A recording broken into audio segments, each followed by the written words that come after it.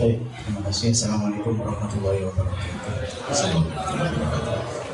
Bismillahirrahmanirrahim. Alhamdulillahirrahmanirrahim. Allahumma shalli wa sallim wa barik ala sayyidina Muhammad wa ala sayyidina Muhammad.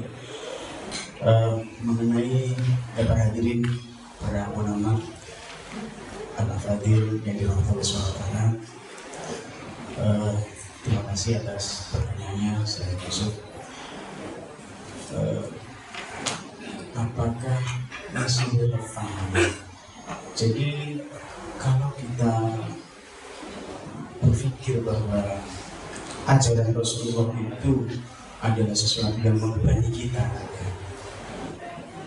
atau ajaran yang hanya khusus untuk orang-orang Arab saja, maka atau zaman dulu saja, maka kita mungkin akan mengatakan bahwa ajaran itu sudah kadaluarsa. Akan tetapi yang pertama, di dalam Al-Quran Allah Subhanahu wa Ta'ala memastikan bahwa Kanjeng Nabi Muhammad SAW itu diutus untuk seluruh manusia. Wa ma arsalnaka illa kafatan linnasi basyiran wa nadhiran.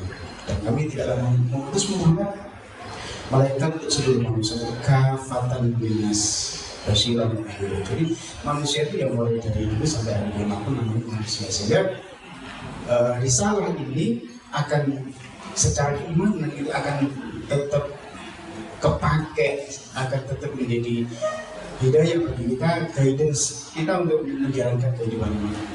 Kemudian yang kedua, bahwa ada sebagian orang yang ketika ditunjukkan tentang keteladanan Rasulullah SAW, maka orang-orang ini mempunyai satu kerangka berpikir yang mengatakan begini, bahwa kalau dalam Islam itu apa-apa gak boleh, riba banget, kemudian membebani saya, riba gak boleh, kalau mau bisnis gak pakai riba terus bagaimana, apalagi metode pemimpin Rasulullah. Nah, untuk yang ayat ini nanti saya coba untuk merampungkan ya, bahwa persoalan-persoalan pada hari ini tidak selesai berarti dengan solusi yang dipakai. Mungkin saya sambil bisa jalan-jalan dan saya lebih bagus sekali ini. Saya akan membuka dengan ayat surat At-Taubah ayat 128 sampai di sini biar bisa fokus.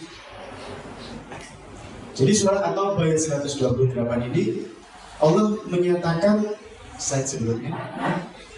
A'udzu billahi minasyaitonir rajim. Laqad ja'akum rasulun min anfusikum azizun 'alaihi ma 'anittum harisun 'alaikum bil mu'minina ra'ufur rahim. Slide berikutnya. Ya.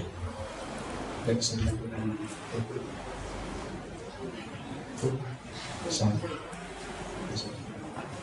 ya di sini sudah foto di sana masih jalan. Nah, di dalam ayat ini Allah Subhanahu wa Ta'ala laku dijahit musuh yang datang kepada kalian. Siapa Rasulullah, seorang yang besar. Jadi Allah memperkenalkan kepada kita Rasulullah Muhammad SAW. Yang mana Rasul itu adalah min anfusikum, dari kalangan kalian sendiri. Imam As-Sa'di rahimahullah dalam tafsir beliau mengatakan bahwa orang-orang Arab yang arifuna halahu, memahami, mengenal kondisinya utusan ini, di mana beliau ini dikenal sebagai Al-Amin, dikenal sebagai Al-Amin oleh mereka.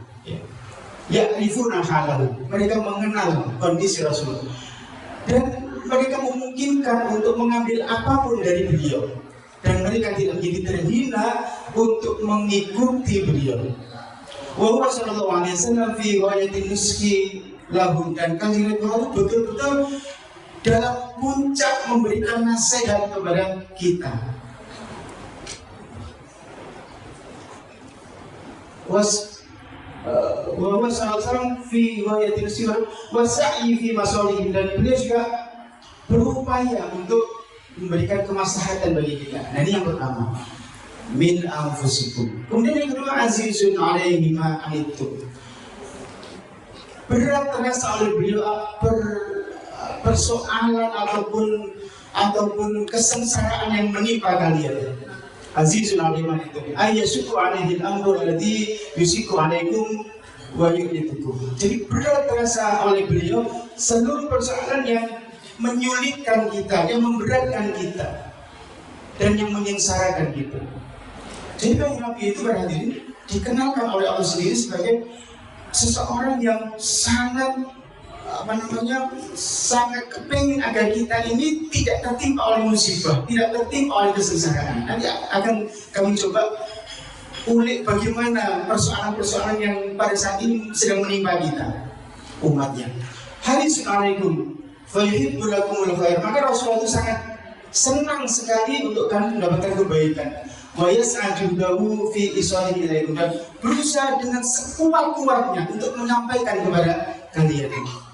Wa yahrusu ala hidayatikum ila iman, dan kanjeng Nabi itu sangat kepingin sekali agar kalian itu mendapatkan hidayah untuk mendapatkan keimanan. Wa yakrahu lakum syarra, dan kanjeng Nabi sangat benci sekali, sangat tidak senang sekali kita mendapatkan keburukan. Wa yas'adu lahu fi tanfirikum anhu, dan kanjeng Nabi juga sangat berusaha dengan sekuat-kuatnya agar kita lari menjauh dari keburukan tadi itu. Dan yang ketiga barangkali yang keempat dari yang pertama adalah minkum, kemudian min anfusikum, kemudian yang kedua azizun alaihi ma antum, yang ketiga adalah harisun alaikum, dan yang keempat bil mu'minina raufun rahim. Dan kepada orang-orang mukmin kanjeng Nabi itu raufun, dalam sifat yang sangat penyantun dan rahimun. Coba kita lihat penjelasan Imam Syafi'i, Abdurrahman Syafi'i, aisyadidur rafah warahmah bihim. Jadi kanjeng Nabi itu besar sekali penyantunnya dan kasih sayang kepada kita. Bahkan dikatakan arhamu bihim min walidihim, lebih penyayang kanjeng Nabi itu kepada kita umatnya dibandingkan dengan orang tua kita kepada kita. Para jemaah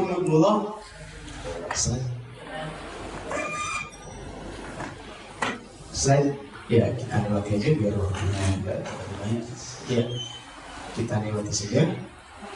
Nah, pada saat ini kalau tadi ditanyakan apakah yang dibawa oleh Rasulullah itu masih relevan, ya, kita coba lihat apakah persoalan-persoalan yang sekarang sedang dihadapi oleh kaum muslimin bahkan seluruh dunia selesai dengan solusi yang dibawa oleh selain Rasulullah. Coba kita lihat, kita akan belajar tentang HIV, kemudian pelayanan kesehatan, persoalan dengan Yahudi dan penistaan agama. Saat ini pada di Indonesia dan di seluruh dunia sedang menggunakan sistem politik yang demokrasi. Padahal itu sesuatu yang bahkan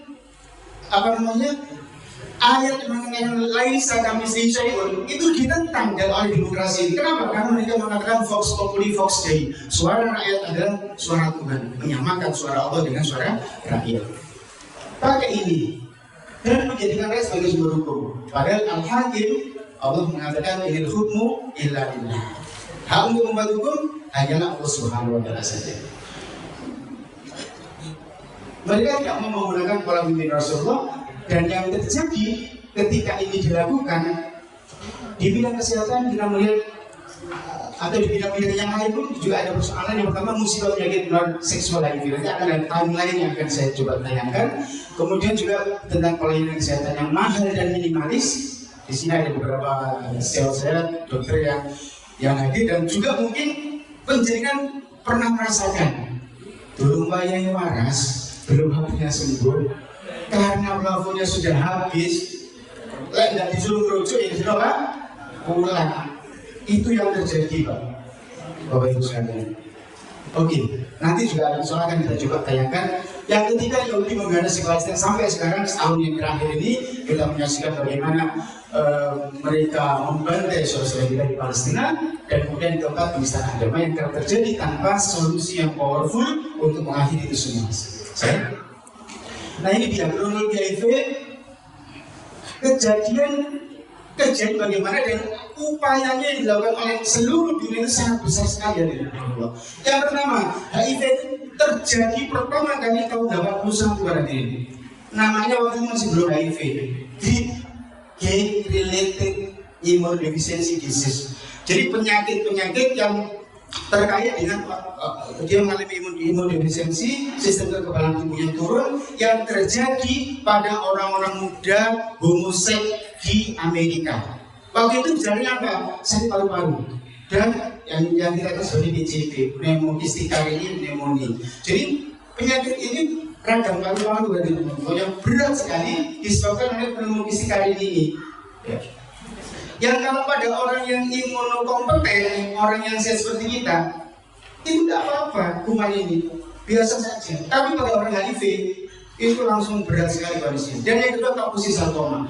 Kapusi sarkoma itu nanti dia bisa googling bagaimana penampakannya. Itu di seluruh tubuh itu ada bercak-bercak merah-merah seperti tumor di badan itu. Mengerikan sekali. Bahkan kadang ada di unsur di mulut, ya di mulut. Karena mungkin mereka melakukan unsur oral seks. Laki-laki dengan laki-laki. Waktu itu hanya mengenai laki-laki tahun 81. Kemudian tahun 82 mereka baru sadar bahwa oh, ternyata itu namanya apa? Ya, mereka yang bernama ya AIDS. Tahun 83 menimpa perempuan dan penularan kepada perempuan waktu itu adalah melalui apa? Transfusi. Ya. Kalau sekarang mungkin transfusi agak lebih aman karena ada screening. Dulu nggak ada. Tapi pada hari ini, meskipun ada screening, kalau jadi tubuh kita itu ketika terkena virus, ya, kemasukan virus, itu nggak langsung bisa di screening, nggak langsung bisa dicek. Karena untuk terbentuknya antibodi yang akan dicek dalam pemeriksaan screening ini masih butuh waktu beberapa hari, sekitar 30-90 hari. Jadi kalau misalkan habis jajan sekarang, habis tertular sekarang, belum ada antibodi, virus sudah menyebar, maka pada hari ini itu di darah ada. Ya, akan tetapi tidak bisa di screening. Ya. PMI tidak akan bisa di screening. Itu namanya window barrier. Nah, Allah sudah memberitahukan takut fitnatan la tusibanna alladziina dzalamu minkum khassah. Takutlah kamu kepada ujian, kepada bala, ya termasuk penyakit ini ya. La tusibanna alladziina dzalamu minkum khassah, yang tidak hanya menimpa orang-orang yang zalim di antara kalian khassatan secara khusus. Orang ini, perempuan ini adalah orang yang tidak ikut bermain, tidak ikut jajan, tidak ikut nakal, tidak ikut menjadi gil, dia perempuan. Tapi kena melalui transfusi. Kemudian tahun 85 ada konferensi pertama mengenai HIV. Ini kita coba lihat bagaimana upaya mereka untuk mengeliminasi HIV ini tadi, tapi nggak berhasil. Di tahun 86 mengenai anak-anak, dan ini ternyata ditularkan melalui ASI, melalui breastfeeding. Jadi ASI itu bisa menular pada diri. Ini anak ini pasti bukan orang nakal ya. Kemudian tahun 87 para ilmuwan membuat antivirus. Antivirus itu bukan seperti antibiotik. Kalau antibiotik membunuh kuman, antivirus itu bukan membunuh virus pada diri, tapi sekedar melemahkan saja.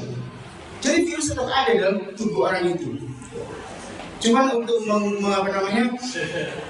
menjaga agar sel-sel kekebalannya itu tidak turun seturun-turunnya. Kemudian untuk meningkatkan awareness atau kesadaran bahwa HIV itu bahaya, ya. Kemudian seluruh dunia menentukan bahwa 1 Desember itu merupakan hari HIV/AIDS. Apakah kemudian dengan meningkatnya kesadaran tadi itu tereliminasi HIV/AIDS? Enggak pada hari ini, naik lagi. Ya. Kemudian tahun 90 awalnya kan denial ya, menolak. Kayaknya ini kita harus menyingkirkan orang-orang seperti itu. Tapi ternyata tahun 90 ada kampanye mereka. Ya terimalah, kita harus sadar, kita harus rela hidup di antara orang-orang yang HIV positif. Dan waktu itu angkanya sudah naik 8-10 juta. Tahun 91 ada upaya lagi untuk meningkatkan awareness atau kesadaran kita. Apa? Dibuat logo kita merah itu di dalam Allah. Untuk apa? Agar ada awareness, ada meningkat kesadarannya. Tapi ketika dibuat ini, coba kita lihat angkanya naik pada diri ini. Dari 90 ke 96 hanya 9 tahun saja itu naik berapa ini? 13 juta. Kemudian tahun 99 naik ya hanya berapa 3 tahun ini ya, naik menjadi 33 dan 14 juta di antaranya mati karena HIV/AIDS. Dan seterusnya ini sampai memunculkan dana 15 miliar dolar, kemudian ada rapid test, ada calon vaksin. Apakah bisa divaksin? Nggak bisa pada diri. Ini virus ini sifatnya itu RNA, ya, bukan DNA. Kalau seperti hepatitis itu bisa dibuat vaksin, tapi kalau virus nggak bisa. Kenapa? Begitu dibuat vaksinnya, virus bermutasi. Karena memang karakter dari virus RNA itu Allah bikin dia cepat bermutasi. Gampang sekali mutasi. Nah, ketika mutasi, virus yang masuk ke tubuh penderita itu sudah bisa berbeda. Sedangkan vaksin yang dibuat itu misalkan untuk vaksin apa namanya virus gitu ya, rambutnya umpamanya virus itu ya rambut ya. Kemudian ketika virus mengalami mutasi berarti rambutnya yang awalnya itu ada dibotakin sama virus, jadi tidak dikenal lagi sama vaksin. Nanti dibuat lagi vaksin yang baru, dia berubah lagi. Kapok nggak sih? Seperti itulah Allah. Jadi virus ini RNA, bukan DNA. Kemudian tahun 2012 ada PrEP. PrEP ini seperti obat pencegah. Jadi kalau kita para dokter atau para perawat biasanya masuk ke ke tempat-tempat yang endemi malaria, kita biasanya dikasih fluoroquine ya untuk biar tidak terkena malaria. Dikasih obat minum. Ditemukan obat minum ini untuk apa? Untuk mencegah agar ketika orang-orang itu berbuat kemaksiatan, ya, maka dia tidak tertular. Apakah mengurangi? Ternyata tidak juga. Ya. Bahkan di Kanada itu diwajibkan, ya, pernah ada peraturan yang mewajibkan kalau laki sama laki itu mau main, itu disuruh berterus terang, kamu harus ngaku kalau kamu itu HIV positif. Gitu. Biar apa? Biar orang itu punya pilihan mau terus main atau mau terus main ataukah mau pakai kondom atau bagaimana? Ya. Itu mereka lakukan. Semua sudah dikerjakan pada Allah, tapi satu yang mereka tetap abaikan. Kita para dokter ataupun para tenaga kesehatan semua tahu bahwa penularan HIV ini adalah melalui darah dan cairan tubuh. Melalui apa? Darah dan cairan tubuh. Tidak hanya sekedar bersalaman, tidak hanya sekedar omong-omongan yang melalui apa? Droplet. Berbeda dengan COVID kemarin kan, kalau COVID droplet bisa. Tapi ini tidak. Melalui apa? Hubungan seksual. Dan yang terutama sekali itu terjadi pada orang-orang homoseks tadi. Di Indonesia itu angkanya sekitar 28% berarti. Penularan melalui homoseks tadi itu. Jadi tinggi sekali. Mereka melakukan semua, tapi mereka tidak memutus rantai penularan dengan cara mengharamkan free sex ataupun sodomi berarti. Di dalam ajarannya Rasulullah SAW dikatakan bahwa wala taqrabu zina innahu kana fahishatan wa sa'a sabila. Janganlah kamu mendekati zina, innahu kana fahishatan, karena zina itu keji, wa sa'a sabila, dan seburuk-buruk jalan. Kalau ada orang yang melakukan itu, maka kemudian ada hukum yang harus dikerjakan. Az-zaniyatu waz-zani fajlidu kulla wahidin minhuma mi'ata jaldatin. Pezina dari kalangan perempuan dan pezina dari kalangan laki-laki fajlidu. Ini fi'il amar hadirin, perintah. Mau kok gemencutono sira kabeh gitu ya. Kita disuruh mencambuk itu, mi'ata jaldatin dengan 100 kali cambukan. Rahmatullah tadi disampaikan oleh Ustaz Habib bahwa yang mengumpulkan atau juga mendistribusikan harta fai itu Rasulullah sebagai kepala negara, bukan sebagai kepala RT, bukan sebagai ketua majelis taklim, tapi sebagai kepala negara. Maka yang akan mengeksekusi hukum pelarangan zina dan kemudian memberikan hukuman cambuk ataupun asaiq wa saiqatu idza zana farjumuhuma. Seorang yang sudah pernah menikah kemudian berzina dari kalangan laki-laki ataupun dari kalangan perempuan, maka rajam oleh kalian. Siapa yang mengeksekusi hukum-hukum itu?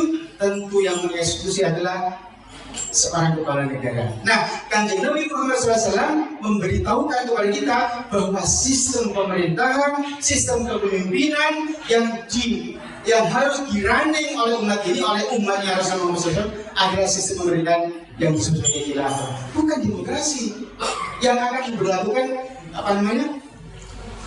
Kalau dalam hal ini adalah memutus rantai penularan. Bagaimana dengan sodomi, pelaku sodomi akan dihukum berat juga, dihukum mati. Apa hukumannya? Dia akan dijatuhkan dari menara yang paling tinggi yang ada di kota itu. Kalau di Indonesia, kira-kira di mana? Mana sekali ya? Di atas Monas itu dilemparkan. Dan itu harus ditunjukkan di depan publik pada hadirin. Sedangkan hukum Islam itu berfungsi sebagai pencegah dan sebagai sekaligus penebus dosa.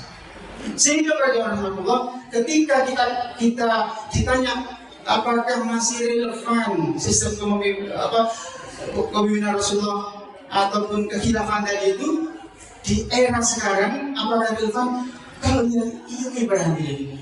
Seluruh dunia sekarang dipimpin oleh kapitalisme yang akidah dari ideologi ini adalah sekularisme, memisahkan agama dari kehidupan. Mereka sudah melakukan semuanya, menggelontorkan dana sekian banyak, dan mereka juga merayu, melobi kepada para farmasi, kepada perusahaan farmasi untuk apa? Untuk menjual murah antivirus tadi itu.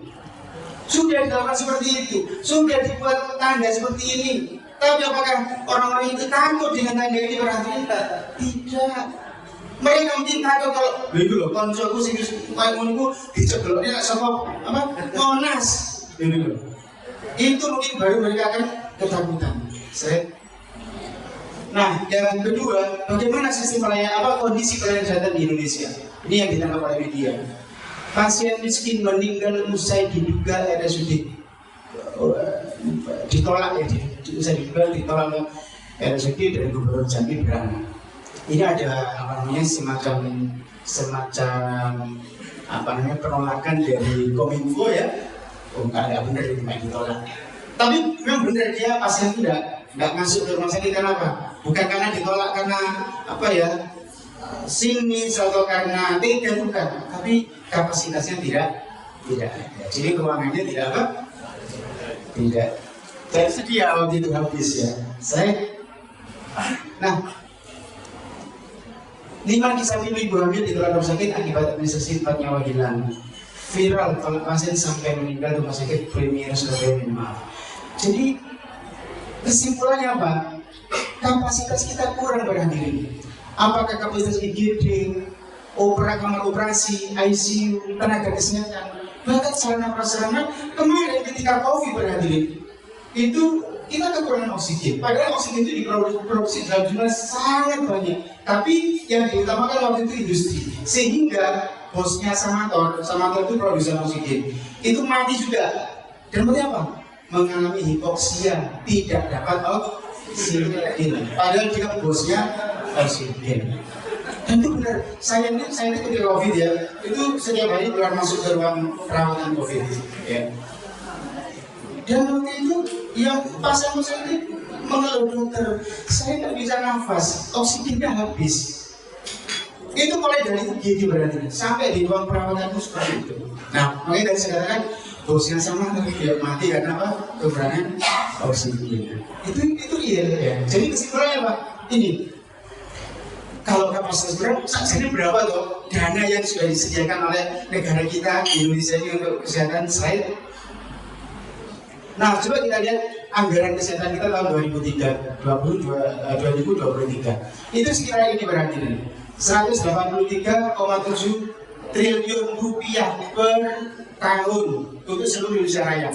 Tahun 2024 naik tipis ya. Tadi 183, sekarang naik berapa? Hanya 3 triliun ya.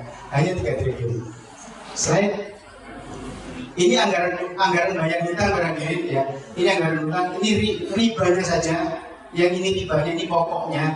Di tahun 2022 kita bayar hutang itu 400 triliun lebih ya. Komponennya adalah hutang bunganya itu sekitar 300, hampir 400 ya. Sedangkan uang pokoknya cuma nggak sampai 100. Kita bandingkan dengan dana kesehatan itu yang cuma berapa? 184 triliun. Sedangkan untuk bayar bunga, uang buang-buang karena tidak itu diharamkan oleh Allah, itu ternyata hampir 400 triliun. Coba kita lihat umpamanya negara kita itu mengikuti pola yang diajarkan oleh Kanjeng Nabi Muhammad SAW dalam surat Al-Hasan tadi dibacakan oleh Ustaz Habib, kaila yakuna dulatan bainal aghniyai itu, agar harta itu tidak hanya beredar di kalangan orang-orang kaya saja di antara kalian, maka ada mekanisme. Rasul mengatakan an-nasu syuraka'u fi sirasil filma wal kala wan nar. Rakyat itu bersekutu dalam 3 hal. Alma, yang pertama air. Itu milik umum hadirin. Tak boleh diserahkan kepada Danone misalnya, perusahaan dari Perancis. Tak boleh. Atau dikuasai oleh negara. Itu milik umum. Tak boleh dikuasakan kepada swasta. Yang kedua adalah al-kala, padang rumput atau padang gembala atau hutan. Yang ketiga adalah anar atau api atau energi, termasuk mineral, batu bara dan seterusnya itu. Ada satu jurnal ya, yang ditulis oleh Rudianto dan kawan-kawan tahun 2022 yang melaporkan, dia menghitung bahwa dari sumber daya alam yang umpamanya dikelola versi Rasulullah SAW itu setahun itu menghasilkan 18.000 triliun 18.900 triliun berarti. APBN kita tahun 2023 atau 2024 tadi berapa? Ya sekitar 4.000 triliun lah. 4.000 triliun. Bandingkan dengan ini 18.000 triliun. Sosok gak karuan-karuan pada diri. Itu hanya dari sumber daya alam. Belum lagi dari tadi ghanimah umpamanya ada atau harta faid. Ya. Kalau dari zakat mungkin tidak terlalu banyak, 327 triliun. Tapi ini juga banyak dibandingkan dengan alokasi dana kesehatan kita cuma 184 triliun rupiah yang tidak cukup tadi itu barangkali. Coba umpamanya, jadi kalau di dalam undang-undang Omnibus Law kesehatan yang barusan ya, itu kan kalau nggak salah 5%-an ya. Pagu dana kesehatan dari BPJS itu 5%-an. Umpamanya kita ambil 5% aja ya dari ini ya. Itu kita akan dapat dana kesehatan itu 1.500 triliun barangkali. Mungkin rumah sakit yang setipe Kalimantan itu akan bisa dibangun di puncak gunung sana barangkali. Gunung Lawu itu ada rumah sakit yang tipenya tipe A yang sekelas dengan Kalimantan. Sehingga pasien-pasien dari sini nggak perlu kesana, nggak ada tolak-tolakan pasien dari itu barangkali. Dan tidak ada lagi istilahnya pasien itu apa disuruh pulang belum kaburnya. Karena kalau dalam BPJS ada yang inasi BPJS. Jadi penyakit-penyakit itu dikelompokkan dari penyakit A sampai nomor 1 sampai nomor 10. Mati urip, gitu ya. Mati urip, itu pokoknya gak itu luwih saka 4 juta misalkan ya. Namanya inasi BPJS. Tidak boleh lebih dari 4 juta. Kalau sudah dalam perawatan itu menghabiskan dana 3.500.000 ya, itu manajemen tidak, loh sudah 3.500.000. Ini mau dipulangkan atau mau dirujuk? Ditakoi itu tadi, pasien, kamu mau pindah umum atau mau tetap BPJS? Kalau BPJS, kamu tak rujuk ke Solo atau tak rujuk ke Surabaya, aku tak pulangkan. Wah, di sini belum sembuh. Itu real berarti Allah. Ya. Ini real terjadi. Nah kalau kenapa? Dananya nggak cukup gitu loh. Nah kalau dananya segini, ya tidak mungkin ada penolakan itu. Kembali kita kepada pembahasan kita, kalau seperti itu masih relevankah contoh kepemimpinannya seperti Rasulullah SAW di era sekarang? Relevan berarti pada diri. Jadi sangat relevan sampai model kepemimpinannya Rasulullah SAW yang menggunakan hukum syariah tadi itu masih sangat relevan. Justru dengan demokrasi berhadirin HIV yang tidak teratasi dan juga tentang pelayanan kesehatan juga tidak bisa tertangani. Slide yang berikutnya, ini tentang Palestina. Ya, ini timeline seperti ini. Lanjut aja, semua pasti tahu ya. Lanjut aja. Nah, rumah dan tanah kita dirusak, dikuasai dan didirikan pemukiman mereka, ya, orang-orang Yahudi, dan kita diusir dan tidak boleh melawan. Kalau melawan dianggap sebagai teroris dan seluruh dunia akan sama suaranya, teroris kepada kaum muslimin yang membela diri karena tanahnya dihabisi dan seterusnya. Kemudian apa solusi yang ditawarkan oleh dunia? Solusinya adalah two-state solution. Apa? Solusi dua negara. Jadi banyak begini berarti ini rumah kita nih. Tiba-tiba ada perampok datang ke sini menguasai lahan kita, kita diusir. Kalau kita ngelawan, kita dianggap sebagai apa? Teroris. Mengacaukan perdamaian, mengancam perdamaian dunia. Netanyahu kemarin ketika ada penyerangan itu dia langsung mengatakan, kalau dibiarkan Hamas ini mengancam perdamaian dunia. Masya Allah, ini mulutnya udah mulut kotor sekali pada diri. Tapi kemudian hampir seluruh kaum muslimin itu waktu itu ya mungkin sebelum serangan yang setahun terakhir ini mungkin mengiyakan pada diri. Dan solusinya sampai sekarang pun sama, itu solusi dari negara. Jadi maling tadi, rampok tadi berhadirin, yang ngerampok karena kita lahan kita, mengusir kita, membunuh kita, itu disuruh Ustaz, kalau bawamu rukun naik dengan maling itu, gitu kira-kira. Coba kita lihat ini solusi saat ini. Kita lihat bagaimana solusi yang disampaikan Rasulullah.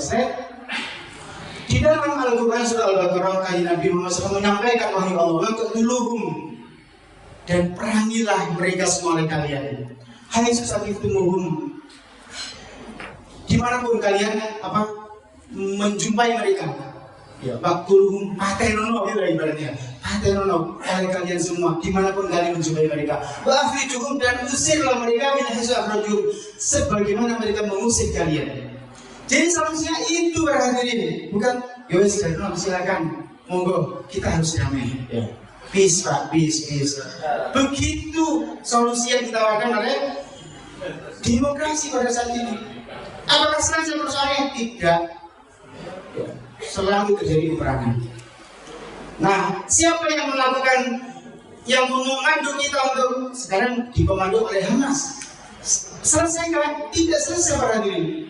Lalu siapa yang akan mengomando itu? Tidak lain adalah seorang khalifah yang oleh Rasul dikatakan wa innahu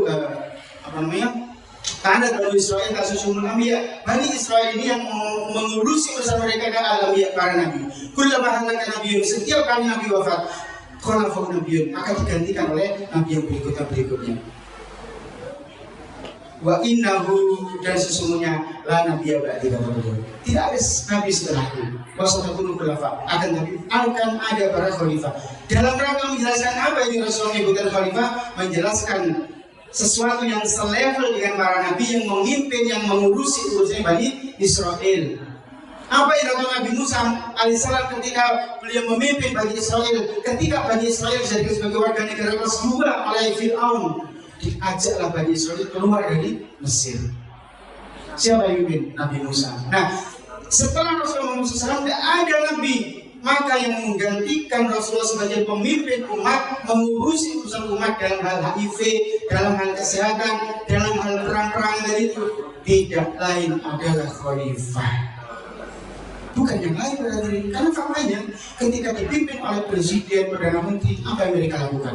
Saat ini mereka cuma menghitung jumlah berapa korban yang mati, berapa rumah sakit yang rusak dan seterusnya. Kemudian mereka mengirimkan logistik. Karena mereka tahu bahwa persoalan utamanya adalah masih adanya biang kerok penjajahan, yaitu Yahudi Israel di situ. Maka solusi yang diberikan oleh Rasulullah, perangilah mereka. Lagi-lagi pertanyaan, apakah pada diri sistem pemerintahan yang dicontohkan oleh kajian Nabi ini masih relevan untuk kita contoh pada saat ini?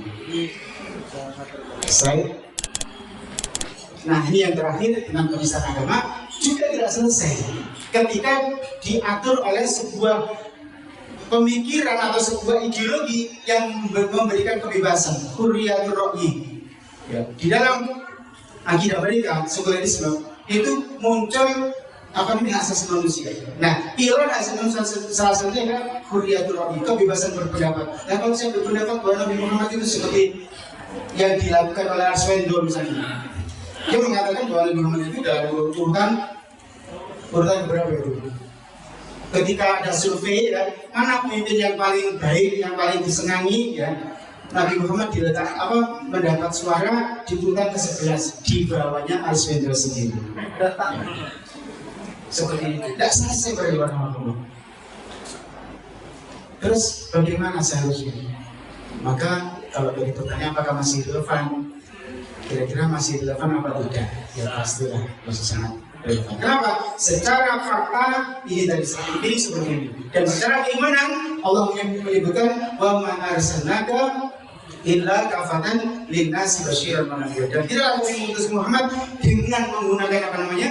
Peraturan pemerintah tadi itu, yaitu khilafah itu dan syariahnya illa kafatan linnas, kecuali untuk seluruh manusia, dan manusia itu ila yaumil qiyamah.